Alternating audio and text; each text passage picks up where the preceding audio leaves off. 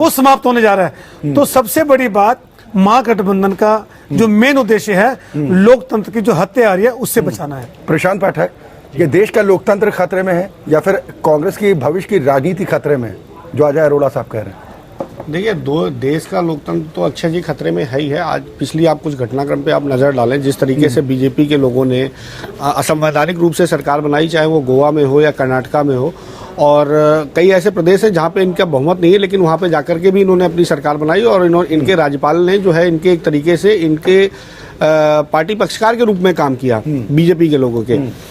और रही बात कांग्रेस की, तो कांग्रेस का ये है कि कांग्रेस ने कहीं ना कहीं अपना जनाधार खोया है, विश्वास अपना खोया था पब्लिक के बीच में, और इन्हें अभी काफ़ी मेहनत करनी पड़ेगी। क्योंकि अगर अन्य राज्यों की बात करें तो कांग्रेस के पास अभी मुद्दा विहीन इन्होंने चुनाव लड़ा है, चाहे वो आपका छत्तीसगढ़ का रहा हो या फिर आपका राजस्थान का रहा हो या आपका क्या बोलते हैं आपका मिजोरम का चुनाव रहा हो या आपका तेलंगाना का चुनाव रहा हो, आपका एमपी का चुनाव रहा हो।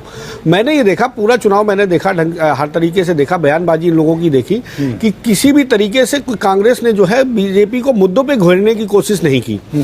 एक तरीके से एक बहुत बड़ी इनकी नाकामी भी साबित हो सकती है, क्योंकि अभी तो एग्जिट पोल के नतीजों पे अभी आप विश्वास नहीं कर सकते। एग्जिट पोल है, कुछ भी आ सकते हैं, इसमें अभी आप इस पे पूर्णतया भरोसा करना मेरे ख्याल से एक नाकसमझी वाली बात होगी।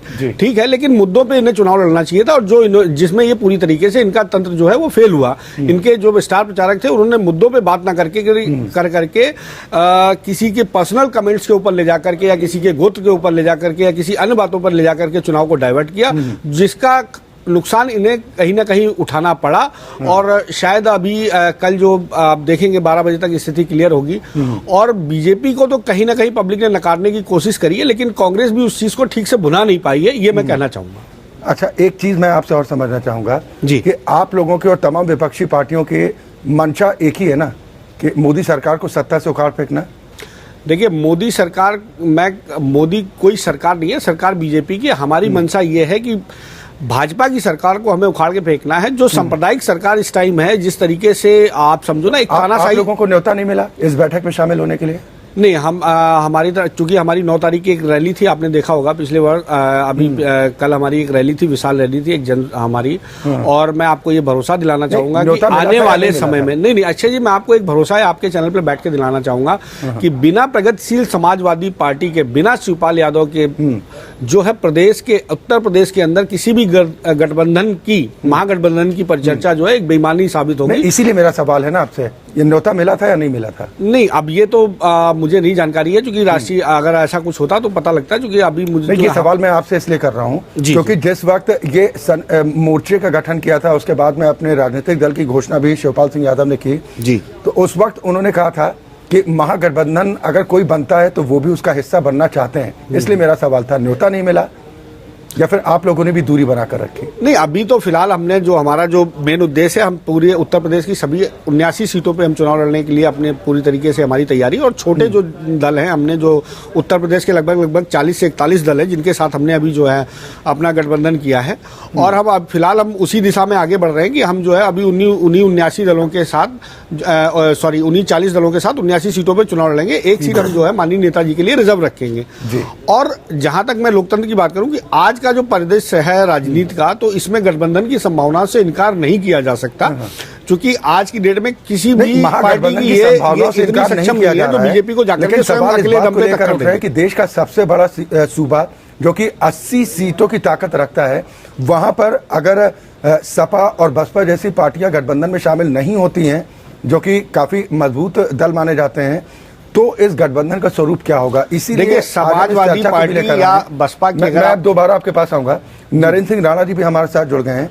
नरेंद्र सिंह राणा जी, आज जो बैठक हुई है, विपक्षी पार्टियों के तमाम नेता आज एक साथ एक मंच पर नजर आए हैं। एक जगह अजय अरोड़ा जी, जो मनोज यादव जी एक बात कह रहे हैं, शंका को दूर कर दूं कि आदरणीय नेताजी के आशीर्वाद से ही प्रगतिशील समाजवादी पार्टी का जो है गठन हुआ था, समाजवादी सेकुलर मोर्चे का गठन हुआ था। सर, टोपी तो समाजवादी पार्टी की लगा कर नहीं, आप टोपी, अरे आप टोपी पे क्यों जाते हैं सर? आप देखिए, ये टोपी डॉक्टर लोहिया ने लगाई थी, लाल टोपी उन्होंने इसलिए लगाई थी, उन्होंने अपना विरोध दर्ज करने के लिए उन्होंने लाल रंग की टोपी को समाजवाद की स्थापना करने के लिए, ये समाजवाद की टोपी है, समाजवादी पार्टी की टोपी नहीं है। आप टोपी पे मत जाइए। समाजवाद की टोपी है और समाजवाद की टोपी हम भी लगाते हैं, सभी लगाते हैं। पार्टी का शब्द उतरा नहीं है।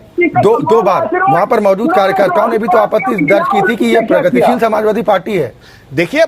देखिए नेताजी एक बुजुर्ग व्यक्ति हैं और वो बार बार प्रगतिशील समाजवादी पार्टी ही कह रहे थे, पा कहने में, और उनको थोड़ा सा वो अब तक नेताजी ने स्पष्ट नहीं किया ना मंच से। आप सुनिए ना, अगर आप बात ये कर रहे हैं तो मैं आपको बता दूं, मंच से उन्होंने स्वयं बोला कि शिवपाल हमारा भाई है और मैं चाहूंगा कि इसके हाथों को मजबूत करो और इसे ही समाजवादी चेहरे के रूप में प्रदेश में आगे लेके आओ। ये नेताजी ने बात स्वयं कही और उस समय 10 लाख की जनता उन्हें देख रही थी और 10 लाख के आसपास प्रशांत पाठक जी, मुझे इस बात का जवाब दे दीजिए जी। जिस एक सीट को छोड़ने की आपने बात कही कि नेताजी के नाम पर एक सीट छोड़ी गई है, क्या ये तय माना जाए कि नेताजी प्रगतिशील समाजवादी पार्टी लोहिया के टिकट पर ही चुनाव लड़ेंगे आगामी 2019 का? देखिए मैं अभी इस संबंध में कुछ नहीं कहना चाहूंगा, क्योंकि ये नेताजी का अपना विषय होगा। नेताजी काफी सीनियर लीडर हैं और हमारी तरफ से प्रगतिशील, देखिए समाजवादी पार्टी जो है अपने जो अखिलेश यादव जी जो है वो अपने आप को प्रधानमंत्री पद का उम्मीदवार घोषित कर सकते हैं, लेकिन प्रगतिशील समाजवादी पार्टी हमेशा जीवन तक अनंत काल तक नेताजी का सम्मान करती रहेगी।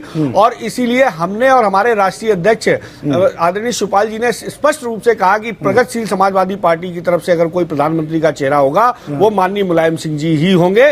और कहीं पर भी समाजवादी पार्टी ने आज तक इस बात का जिक्र नहीं किया। आप मनोज जी हैं मेरे सहयोगी, बैठे हुए हैं, ये बता दें कि हर समय इनके मीडिया सेल ने सिर्फ और सिर्फ अखिलेश जी को आगे बढ़ाने की बात करी। आपने जिस मनोज यादव के साथ में इस पर जवाब दे दीजिए, उसका खामियाजा आपको भुगतना पड़ेगा।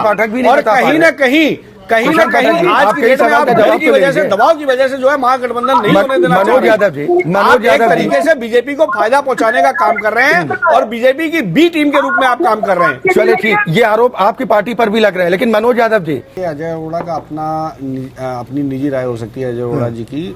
फिलहाल तो मुझे जो स्थिति अभी आपने मुझे वो रोक दिया था बीच में गठबंधन की बात को लेकर के, जो मैंने आपको बोल रहा था कि गठबंधन की स्थिति क्या था कि अखिलेश जी का जनाधार कहीं ना कहीं खो चुका था।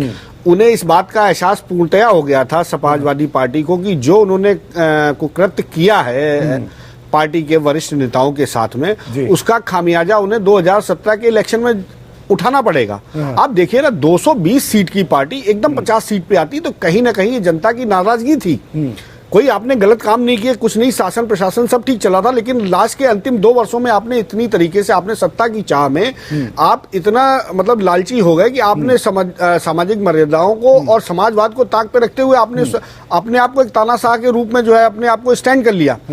तो उत्तर प्रदेश की जनता जो है उसने ये देखा कि जो व्यक्ति, देखिए ये सबसे बड़ा खामियाजा था इनका, कि जो व्यक्ति परिवार का नहीं हुआ, जो अपने परिवार का नहीं हुआ, अपने पिता का नहीं हुआ, वो इस समाज का क्या होगा। एक तो ये बड़ा गलत संदेश गया।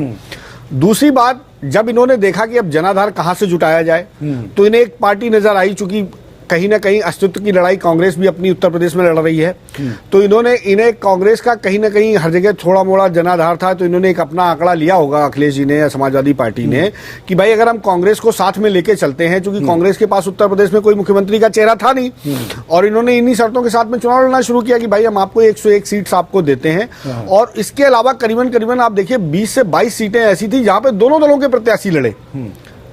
तो ये गठबंधन आप इसको नहीं कह सकते, इसको आप जबरदस्ती का थोपा हुआ गठबंधन आप इसे कह सकते हैं। पार्टी की लड़ाई किससे है सीधी? देखिए हमारी पार्टी की लड़ाई किसी से नहीं, हमारी पार्टी की लड़ाई सिर्फ और सिर्फ भ्रष्टाचार से है, उत्तर प्रदेश में व्याप्त विषमताओं को लेकर के है, आम जनमानस के लिए है, किसानों के लिए है और उन बेरोजगार युवाओं के लिए है जिनको हर बार रोजगार के नाम पर छड़ा जाता है। का एहसास कराना चाहती है आपकी पार्टी और बीजेपी को भी? देखिए अखिलेश यादव से कहीं मुझे कोई, देखिए समाजवादी पार्टी से मुझे कोई शिकायत वो नहीं है। आप देखिए, आप अगर कुछ समय पहले जाएंगे, आप देखिए एक राजनीति में एक बहुत बड़ा घटनाक्रम हुआ था जब चौधरी चरण सिंह जी ने पुरानी बातों को छोड़िए, नहीं सुन लीजिए। देखिए उसका आपने सवाल पूछा तो उसका कनेक्शन यहाँ पे है, मैं आपको बता दूं। चौधरी चरण सिंह जी ने मुलायम सिंह जी को अध्यक्ष ना बना करके और पार्टी की कमान ना सौंप करके एक बहुत बड़ी गलती की, और उन्होंने अपने बेटे अजीत सिंह को जो है वहां पे उन्होंने उत्तर प्रदेश की कमान संभालने को दिया। लेकिन जनता की, उत्तर प्रदेश की जनता ने अजीत सिंह का नेतृत्व अस्वीकार कर दिया और मुलायम सिंह को अपना नेता स्वीकार किया। वही स्थिति आज की डेट में समाजवादी पार्टी की हो गई है कि जबरन आप नेता बन गए, वो अच्छी बात है, आपने जबरदस्ती अपने पिता को गद्दी से उतार दिया, आपने सभी अपने वरिष्ठ जनों का अपमान किया, हर तरीके से आपने उनको किया, लेकिन कहीं ना कहीं उत्तर प्रदेश की जनता ने इनके शासन को नकारा, इन्हें इनकी अपनी हैसियत याद दिलाई, और पुनः वो जो आप देखिए कल की रैली के हिसाब से आप मनोज यादव जी बहुत बड़ा जो है जन समर्थन हमें मिला, और पूरे उत्तर प्रदेश में शिवपाल यादव को समाजवादियों ने अपना नेता स्वीकार किया, चाहे वो माइनॉरिटी हो चाहे समाजवादी हो, सबने माइनॉरिटी ने भी अपना नेता आदरणीय शिवपाल जी को ही स्वीकार किया है। मनोज यादव जी पूरी तरीके से जवाब दीजिए, आप लोगों को क्यों लगता है कि प्रगतिशील समाजवादी पार्टी भारतीय जनता पार्टी की बी टीम है?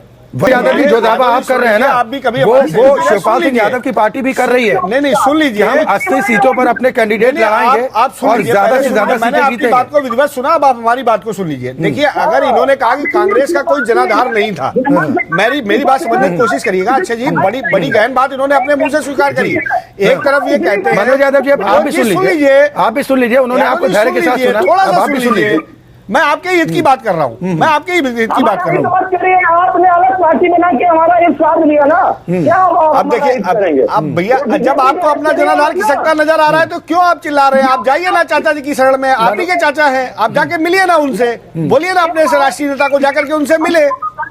सिपाही है। देखिए, मैं कमेंट इस पे सर प्लीज इसको व्यक्तिगत मत बताइए, व्यक्तिगत मत बनाइए, हम गठबंधन की संभावनाओं पर बात कर रहे हैं, यहाँ पर चाचा वर्सेस भतीजा की जंग मत कीजिए। नहीं, मैं दोबारा आऊंगा, अच्छा कमेंट ये दे दूं कि देखिए, आप एक बहुत बड़ी तादाद में लोगों ने, उत्तर प्रदेश के लोगों ने समाजवादी पार्टी को उस समय समाजवाद को स्वीकार किया, और 220 सीटों के प्रचंड बहुमत के साथ में समाजवादी पार्टी की सरकार बनी। तो क्या कांग्रेस पार्टी का साथ हमें ज्यादा नुकसानदेह साबित हुआ? बिल्कुल, चूंकि ऐसा हुआ कि जब आपने 220 सीट, जब आपके पास 220 सीटें थी, आज आप कह रहे हो कि कांग्रेस का गठबंधन औचित्यहीन था, तो उस समय आपको ऐसा क्या लगा कि कांग्रेस में ऐसे कौन से आपको लाल लटकते हुए नजर आए, कौन से ऐसे हीरे जड़े हुए थे जो आप जाके कांग्रेस की शरण में चले गए? तब आपने एक नारा लगाया कि यूपी को ये 7 पसंद है, लेकिन शायद यूपी की जनता को ये 7 पसंद नहीं आया, क्योंकि कहीं ना कहीं कांग्रेस की कुछ नीतियां ऐसी रही 2014 से पहले जिसको लेकर के जनता उनसे त्रस्त थी। देखिए, आप समझने की बात करिए, जैसे कि आज की डेट में बीजेपी की जो स्थिति है, मैं आपको बता दूं कि 2019 के इलेक्शन में आप देख लीजिएगा कि अगर बीजेपी पूरे उत्तर प्रदेश से अगर 10 सीटें भी निकाल ले जाए तो ये अपने आप में एक बहुत बड़ी बात। लोगों को बी टीम क्यों कहा जा रहा है? नहीं, बी टीम कहने को, अब देखिए, अब आप किसी को कुछ भी कह सकते हैं। आप बताइए, जो बी टीम होगी, क्या वो जाकर के राम मंदिर के लिए वहां पे सभा बुलाई? जो काम ओवैसी की पार्टी करती है वो अब शिवपाल सिंह यादव जी की पार्टी नहीं, शिवपाल सिंह यादव सिर्फ और सिर्फ केवल जनता के हित की बात करते हैं, सांप्रदायिकता को बल ना मिले इसकी बात करते हैं। आप बता दीजिए, राम मंदिर का मुद्दा चला, किस पार्टी ने आकर के मोर्चा संभाला? हमने आकर के मोर्चा संभाला टेलीविजन चैनल पे, हमारे प्रवक्ताओं ने मोर्चा संभाला, हमारे राष्ट्रीय नेता ने मोर्चा संभाला, और हमने उसका घोर विरोध किया। अगर हम 20 टीम थे तो हम विरोध क्यों कर रहे थे? जो लोग शांत हो गए, आप समझने वाली बात है कि जो अपने आप को समाजवाद का स्वरूप बताते हैं, वो लोग उल्टे टीवी चैनल पे आने पे गुरेज कर रहे थे। समाजवादी पार्टी के टीवी चैनल पे आने से मनाई थी पूरी तरीके से। प्रशांत पाठक जी, अल्पसंख्यक वोटरों को अपनी तरफ समाजवादी पार्टी से खींचने के लिए ये इसका एक कोई देखिए वोट की राजनीति हम नहीं करते। हमने आपको फिर बताया, हमारी केवल एक सामाजिक लड़ाई है। हम समाज के उस अंतिम व्यक्ति, देखिए अक्षय जी, आपका एक जिम्मेदार चैनल के माध्यम से मैं आप कहूँ ये बात कहना चाहूंगा कि हमारी लड़ाई, प्रगतिशील समाजवादी पार्टी की लड़ाई समाज के उस अंतिम व्यक्ति के लिए है जिसके पेट में भोजन नहीं है, पैरों में चप्पल नहीं है, कहीं जाने के लिए पैसे नहीं है। हम यहाँ पे कोई एसी में बैठे हुए पूंजीपतियों के लिए हम लड़ाई नहीं लड़ रहे हैं। हम उस समाज के उस अंतिम गरीब, आदिवासी और पिछड़े लोगों की लड़ाई लड़ रहे हैं जो पूरी तरीके से आज की डेट में योजनाओं से वंचित लगा रहे हैं। लेकिन अजय अरोड़ा जी, जो मनोज यादव जी कह रहे हैं कि और प्रशांत पाठक ने भी इस बात को कहा कि कांग्रेस की हालत उत्तर प्रदेश जैसे राज्य में विधानसभा चुनाव का हालांकि जिक्र कर रहे हैं। यहाँ तो कवायद तो खूब की जा रही है, लेकिन ये कवायद कितनी रंग लाती है इसके लिए इंतजार करना होगा। हालांकि सपा और बसपा की तरफ से जो अब तक जानकारियां सामने आ रही है कि वो इस गठबंधन का हिस्सा नहीं बनना चाहते, लेकिन ये भी माना जा रहा है कि कल 5 राज्यों के चुनाव के जो नतीजे सामने आ रहे हैं उसके बाद कहीं ना कहीं हृदय परिवर्तन भी हो सकता है। इसलिए इंतजार करना होगा, क्योंकि आने वाले कुछ वक्त में ये परिदृश्य बदलता हुआ भी नजर आ सकता है। इसी के साथ लोकतंत्र में आज के लिए बस इतना ही। एपीएन न्यूज में खबरें लगातार जारी।